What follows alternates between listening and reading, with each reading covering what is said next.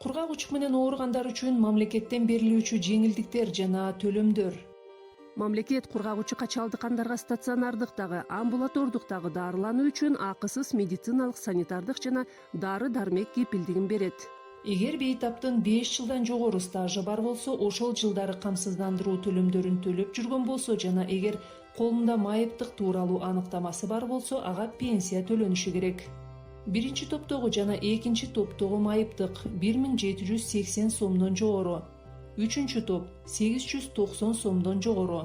Эгер бейтаптын расмий стажы жок болсо же ал жашы жете элек болсо, анда төлөмдү эмгек жана социалдык өнүгүү министрлиги жүргүзөт.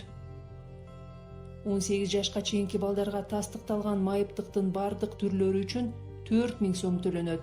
18 жаштан жогору курактагылар үчүн төмөнкүдөй төлөмдөр каралган. Биринчи топтогу майыптык 3800 сом, экинчи топтогу майыптык 3300 сом, үчүнчү топтогу майыптык 2800 сом. Жергиликтүү өз алдынча башкаруу органдары кургак учук менен ооругандарга дарылана турган жерине барып келүүсү үчүн 1 жылда 1 жолу жол киресин төлөп бере алат. Ал үчүн бейтап жергиликтүү үй бүлөлүк медицина борборуна каттоого туруп, дарыгер аны жергиликтүү өз алдынча башкаруу органдарына жыл сайын жөнөтө турган тизмеге киргизүүсүн суранышы зарыл. Акча жагынан кыйналып жаткан бейтап жергиликтүү бийликке материалдык жардам сурап кайрылса болот.